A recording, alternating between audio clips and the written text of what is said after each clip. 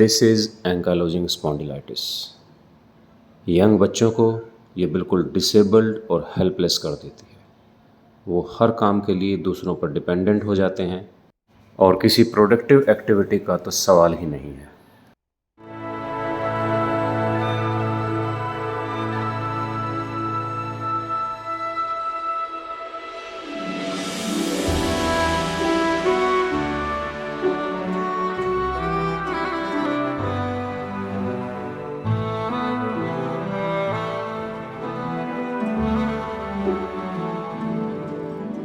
सीढ़ी चढ़ना कितनी बेसिक एक्टिविटी है, लेकिन किरण के लिए एक एक स्टेप टॉर्चर के बराबर है। और उससे भी बेसिक है टॉयलेट जाना। पिछले 10 साल से किरण ये सब एक नॉर्मल इंसान की तरह नहीं कर पा रहे हैं। और ये चैलेंज है MIS टेक्निक के लिए कि हमें किरण को एक नॉर्मल लाइफ वापस देनी है।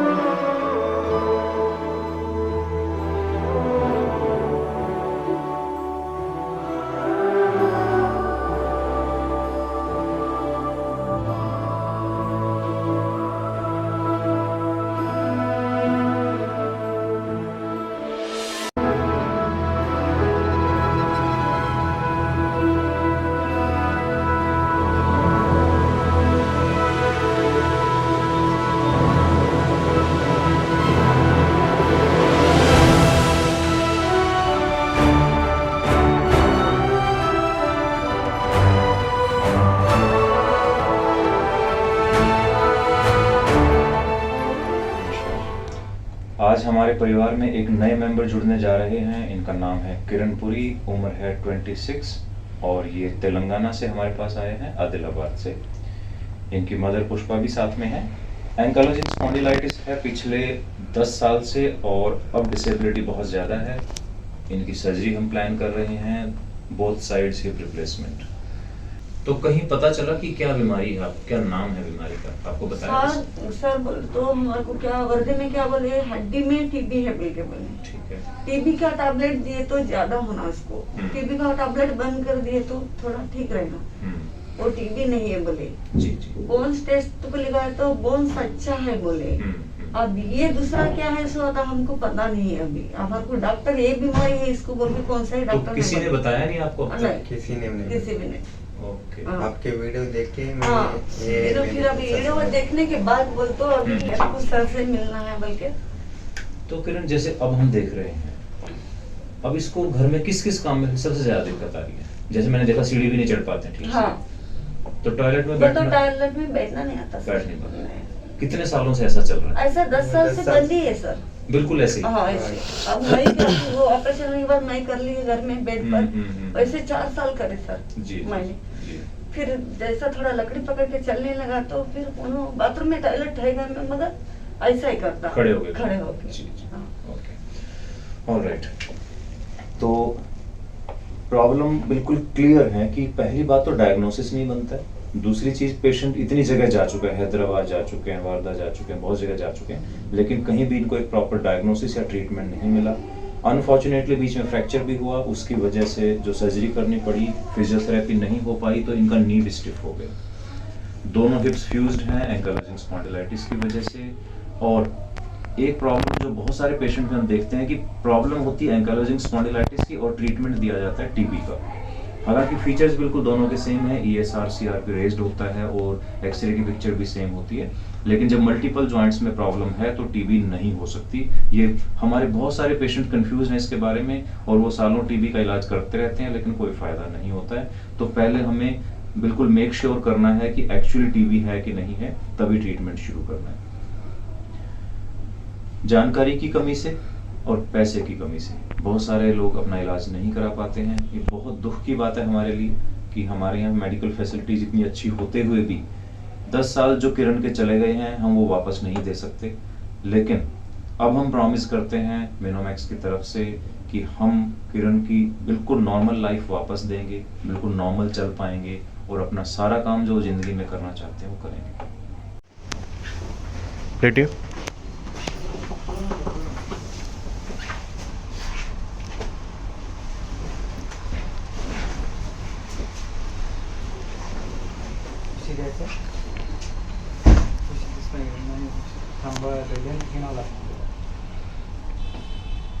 ये किरण का सर्जरी से पहले का एक्सरे है। ऊपर से अगर देखें तो पेल्विक टिल्ट है, एसआई जॉइंट बिल्कुल फ्यूज्ड हैं जैसा कि एंकाइलोजिंग स्पॉन्डिलाइटिस में होता है, स्पाइन भी फ्यूज्ड है और राइट साइड में अगर देखें तो कोई जॉइंट लाइन नहीं है, यानी कि बॉल और सॉकेट के बीच में कोई डिमार्केशन नहीं है। इनफैक्ट ये जो बोन के ट्रेबिकुलम हैं बिल्कुल कॉन्टीन्यूस हैं। दैट मीन्स कि फीमर बोन और पेल्विस फ्यूज़ हो चुके हैं, एक सिंगल बोन बन चुके हैं, तो इस जॉइंट में कोई मूवमेंट नहीं है। लेफ़्ट में अभी भी थोड़ी सी जॉइंट स्पेस बाकी है, तो थोड़ी सी मूवमेंट इसमें पॉसिबल है, लेकिन ये पेनफुल है। तो एंकाइलोजिंग में ये रूल रहता है, जिधर फ्यूजन कंप्लीट हो जाता है दर्द ख़त्म हो जाता है, लेकिन उसके साथ साथ मूवमेंट भी चली जाती है। जिधर थोड़ी सी मूवमेंट रहती है वहाँ पेन भी रहता है। तो सर्जरी के बाद देखते हैं, सर्जरी के 9 महीने के बाद का एक्सरे। इसमें हमने कोई स्क्रू नहीं डाला क्योंकि बोन क्वालिटी काफ़ी ठीक थी, जो कि एंकाइलोजिंग में थोड़ा रेयर होता है, लेकिन किरण के केस में बोन क्वालिटी अच्छी थी, स्क्रू डालने की ज़रूरत नहीं पड़ी। और अब आप देख सकते हैं कि बोन पूरा ग्रो कर चुकी है चारों तरफ, सॉकेट के भी चारों तरफ, और इवन स्टेम को भी बहुत अच्छे से ग्रिप किया है। जो माइग्रेशन है स्टेम का हो ही नहीं सकता है क्योंकि बहुत वेल फिटिंग स्टेम है। कई बार ये बताया जाता है कि अगर कॉलर्ड स्टेम होगा तो स्टेम अंदर सिंक नहीं करेगा, लेकिन ये मिथ है, क्योंकि अगर आप एक स्टेम बहुत वेल फिटिंग डालते हैं and you are confident of your surgery, तो स्टेम कभी भी सिंक नहीं करता है। अब किरण पिछले 9 महीने से पूरा वजन डालकर चल रहे हैं, कोई भी मूवमेंट नहीं है और कभी भी आगे लाइफ में इसमें कोई माइग्रेशन की पॉसिबिलिटी नहीं है। तो इसलिए हमें इम्प्लांट में कोई कॉम्प्रोमाइज़ करने की या कॉलर स्टेम डालने की कोई ज़रूरत नहीं है। Normal stem, standard stem and excellent result with MIS technique.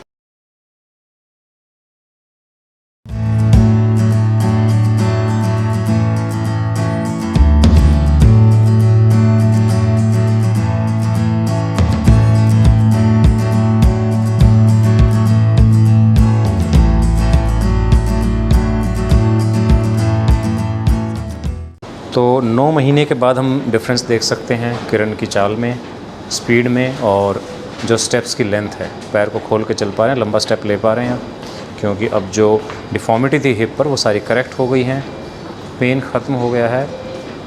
Even जो नी में भी प्रॉब्लम थी वो भी काफ़ी हद तक सॉल्व हो गई है।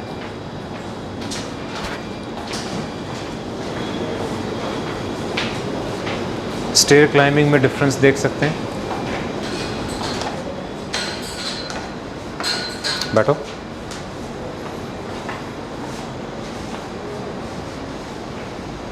पहले तो गिर जाते थे जब बैठते थे। आइए।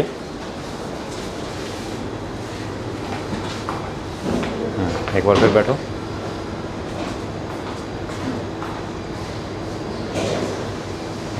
आइए।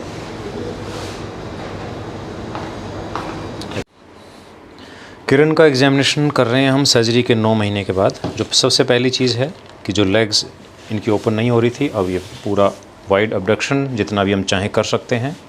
दूसरी चीज़ थी कि इसमें ये घुटना नहीं मुड़ता था पहले पूरा, तो इसको मोड़िए। अब ये नी बेंडिंग भी स्टार्ट हो गई है क्योंकि हमने इनकी क्वाड्रिसेप्स प्लास्टी की है, यहाँ पर ये सर्जरी की है। और दूसरी जो सबसे इम्पोर्टेंट चीज़ है, जो हमने इनके दोनों हिप रिप्लेस किए हैं, तो मूवमेंट्स आप देख सकते हैं बिल्कुल फ्री हैं, बहुत अच्छी मूवमेंट है। दोनों घुटने मोड़ें, कमर उठाइए, वेरी गुड। कितना डिफरेंस लग रहा है पहले में और अब में? बहुत है, 90%। 90%। सारे काम कर लेते हो आप? हाँ। क्या क्या कर लेते हो जो पहले नहीं करते थे? पहले बाइक पे ऐसा नहीं बैठने आता। अच्छा, अब दोनों तरफ बैठ जाते हो, पैर खुलने लग गए। हाँ। हाँ। टॉयलेट में? टॉयलेट में इंग्लिश टॉयलेट। इंग्लिश में बैठ पाते हो? पहले तो वो भी मुश्किल था। हाँ, जी, पहले जी। ऐसा। हाँ ऐसा लंबा हाँ, करके एक पैर लंबा करके बैठते थे। काम वाम शुरू किया? हाँ, काम को जाता हूँ। धीरे धीरे शुरू किया? पहले तो बिल्कुल बेड पे थे? हाँ, बैठ। सो एंकाइलोजिंग स्पॉन्डिलाइटिस एक ऐसी बीमारी नहीं है कि जिसका इलाज ना हो। बहुत सारे पेशेंट ये सोचते हैं कि अगर एंकाइलोजिंग हो गई है तो अब वो ज़िंदगी भर के लिए हैंडीकैप्ड हैं। ऐसा नहीं है। आप किरण का एग्जाम्पल देख सकते हैं, पहले कितनी तकलीफ़ में थे, परेशानी में थे, डिसेबिलिटी थी, लेकिन अब he has recovered very well. MIS technique का इनको फ़ायदा हुआ है। अब धीरे धीरे इनका जो अगला स्टेप है, अब ज़मीन पर बैठना, चौकड़ी लगाना, अब वो शुरू करा रहे हैं। अगले साल तो जब नेक्स्ट ईयर हमारे पास फॉलोअप के लिए आएंगे तो मुझे उम्मीद है कि ये इंडियन टॉयलेट यूज़ कर पाएंगे, ज़मीन पर बैठ पाएंगे, सब काम कर पाएंगे। So there is nothing there to be hopeless about ankylosing spondylitis. आप ठीक हो सकते हैं, सिर्फ आपको रिसर्च करनी है प्रॉपर कि ये बीमारी क्या है, इसका क्या क्या इलाज है, क्या क्या सर्जरीज़ हैं, क्या क्या मेडिसिन हैं, उन सब के बारे में आपको पता करना चाहिए। इसमें जो भी मदद हो सकती है हम आपकी करते रहेंगे। कोई सवाल अगर आप हमसे पूछना चाहते हैं इसके बारे में, यू आर मोस्ट वेलकम। हाँ जी, कैसा लग रहा है? अच्छा लग रहा है। ठीक है। पहले तो आप डरे हुए थे ना, हाँ, पता नहीं क्या होगा। क्या होगा बोल के डर रहे थे। अब सब काम वाम कर लेता है? काम बोले तो अभी तुम तो अभी रेस्ट बोले ना, अभी हाँ। तक तो नहीं लगाए, मगर शाप जा रहा है 1 महीने। चलना फिरना थोड़ा बहुत कर रहा शाप है? को जा रहा है अभी 1 महीने से। अच्छा अच्छा। तुम अच्छा बात करे जब से हमारे को अच्छा मालूंगा और कैसा निकले कि हमारे 24 दिन रह गए यहाँ पे। जी जी जी। हाँ। लेकिन अब दिल्ली में हम जानते हैं आपको, हाँ। तो आप कभी भी आ सकते हो। हाँ सर। ठीक है, तो ये नहीं सोचना कि दिल्ली में कोई नहीं जानता, तो अब यहाँ पे आपको सब जानते हैं। अब आगे आगे इम्प्रूवमेंट ही होनी है, अभी तो शुरुआत हुई है। हाँ। 1 साल बाद 2 साल बाद और इम्प्रूवमेंट हो जाएगा। ठीक है, लेकिन हमें भूलना नहीं। नहीं सर, ऐसा कैसे? चलो, all the best, thank you.